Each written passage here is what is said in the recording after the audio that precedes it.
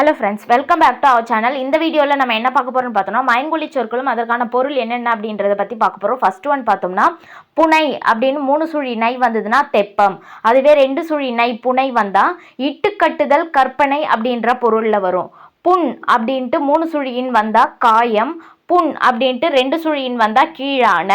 அடுத்து பேணம் அப்படின்னா பேணுதல். அதுவே பேணம் 2 சுழி நா வந்தால் நுரை அப்படின்ற பொருள்.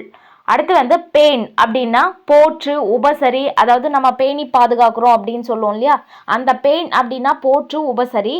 அதுவே 2 சுழியின் பேன் வந்தால் ஒரு உயிரி.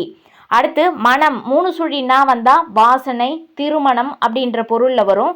அதுவே 2 சுழினால வந்தால் உள்ளம், இந்துப்பு அப்படின்ற பொருளில் வரும். மனை அப்படின்ட்டு 3 சுழி நையில் வந்தால் மரப்பலகை, மணவரை அப்படின்ற பொருளில் வரும்.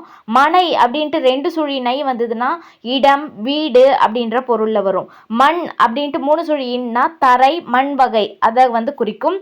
மண் அப்படின்ட்டு 2 சுழியின்ல வந்தால் மன்னன், பெருமை அப்படின்ற பொருளில் வரும். தேங்க்யூ.